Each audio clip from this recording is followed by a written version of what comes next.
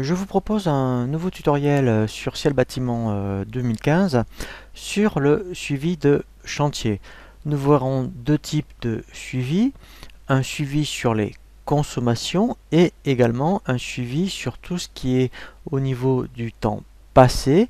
Par contre, ce qui est intéressant, c'est qu'au niveau de l'analyse, vous aurez un seul état qui va regrouper à la fois, je dirais, le suivi de chantier concernant les consommations et sur le temps passé.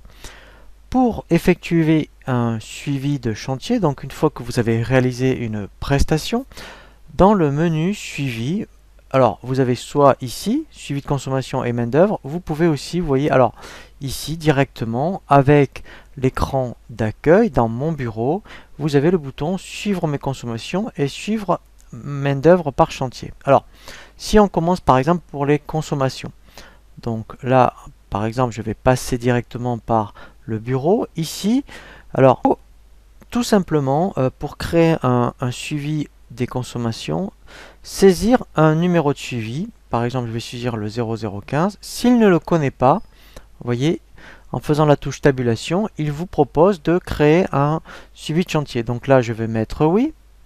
Ce qui est intéressant, c'est qu'il vous demande à partir de quel document de vente vous souhaitez réaliser votre suivi. Alors, c'est vrai qu'en règle générale, on le fait à partir d'une facture. Une fois que la prestation est terminée, eh bien, effectivement, entre ce que vous avez facturé et ce que vous avez réellement, je dirais, consommé, c'est ce qui va, je dirais, ensuite, après définir votre rentabilité.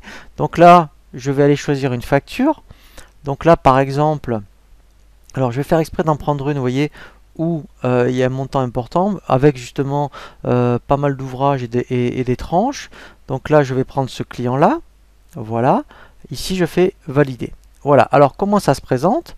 Donc, tout simplement, ici, c'est ce qui a été réellement prévu, enfin facturé, on va dire. Et là, en fait, dans la quantité, vous allez saisir réellement ce que vous avez consommé. Alors, ça peut être vraiment les mêmes choses, puisque si vous avez bien estimé, je dirais, votre chantier, vous pouvez très bien avoir consommé vraiment les mêmes fournitures. Donc, moi, je vais faire exprès, par exemple. Donc là, alors là, on est bien au niveau des consommations. On verra ensuite la même chose pour les chantiers. Donc là, peut-être, alors là, ça mettons la tonne. Donc vous avez peut-être que consommé que 0,01 par exemple. Voilà. Et au niveau du plâtre, on va considérer que vous en avez consommé 39 par exemple. Voilà. Et là, par contre, vous avez bien consommé 7,1. Voilà. Donc là, en fait, au niveau des consommations, je dirais c'est terminé. Alors, vous pouvez déjà ici, vous voyez, avoir un petit récap. Voilà, donc là, alors c'est global hein, au niveau du récap, mais déjà, au moins ça va vous donner une idée. Et quand je valide, voilà, donc là, en fait, au niveau des consommations, c'est fini. Maintenant, si, toujours sur cette facture, effectivement, il y a eu de la main-d'œuvre. Donc, là, on va faire, alors on peut faire soit par salarié, soit par chantier. Alors, suivi par chantier, donc on va voir les différences. Je vais reprendre, donc là, le 0015, voilà. Et en fait, ici, vous voyez, vous saisissez salarié par... Alors, ça peut être aussi intéressant. Au lieu d'attendre la fin, je dirais, du chantier, vous pouvez saisir à la semaine. Et bien, effectivement, par rapport, voilà, vous voyez, à la facture, donc là, ça va bien être un ajout. Vous pouvez saisir par salarié, et bien, tout le temps passé. Donc là, en fait, c'était celle-ci, voilà. Voilà, je fais valider. Voilà, et là, mettons, je vais dire, alors je vais prendre juste un salarié, mais en plus, en fonction des semaines ou en fonction du type de travail, peut-être que ce serait des salariés différents. Donc là, par exemple, je vais prendre celui-ci. Voilà, et là, mettons, je vais estimer qu'il y a passé, mettons, 10 heures, par exemple. Voilà. Donc là, je fais valider. Voilà, donc là, au niveau des main-d'œuvre, j'ai bien tout saisi. Voilà. Alors, j'aurais pu aussi donc faire ici, vous voyez, par salarié. C'est exactement là. Donc là, c'est l'inverse. On appelle salarié par salarié et à la semaine, on saisit toutes les heures. Donc, une fois que vous avez saisi les consommations et tout ce qui est main-d'œuvre, eh bien, vous allez effectivement demander une analyse. Alors, vous pouvez demander soit que les consommations, par exemple. Donc là, vous voyez, on va chercher le numéro. Donc, moi, ça sera bien le 15. Voilà. Ici, vous demandez qu'au niveau des consommations, ça soit vraiment obligatoire, qu'il en prenne compte. Ça sera une analyse globale. Et là, je fais valider. Alors, on peut même demander, vous voyez, une analyse détaillée. Si en plus, vous faisiez, je dirais, un suivi de chantier, mais par tranche. Voilà. Là, en fait, on va demander un aperçu. Donc ça, c'est que pour les consommations. Comme ça, on va bien comparer entre un suivi de consommation, analyse au niveau des heures. Voilà. Donc là, en fait, ça me dit réellement, vous voyez, par rapport à ce qui avait été prévu. Donc là, vous l'avez au détail, mais en bas directement. Vous voyez, donc admettons, j'avais prévu, il y avait, en tout cas au niveau des consommations, 8344 €. Et en fait, il n'y en a eu que 8224. Donc ça, c'est le premier type d'état que vous pouvez avoir. Ensuite, effectivement, vous allez avoir un suivi, une analyse pardon, au niveau de la main d'œuvre. Alors, on va faire par chantier. Donc là, je vais rappeler mon chantier, le 15.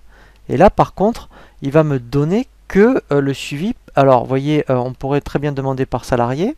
Voilà. Au niveau des dates, si vous aviez saisi par exemple à la semaine, voilà. Et là, en fait, alors, vous auriez effectivement le détail par salarié pour ce chantier. Voilà. Donc là, alors, parce qu'en fait, hein, voilà, donc là, c'est bien, je dirais, toutes les heures, vous voyez, qui pour ce salarié. Et maintenant, en fait, on va demander une analyse globale de rentabilité, où là, on va demander, voilà, pour le 15, voilà, vous voyez, alors, on va demander, vous allez voir, hein, soit, vous voyez, tout ce qui a été consommé et au niveau du temps, comme ça va vous permettre de voir tous les états proposés. Voilà.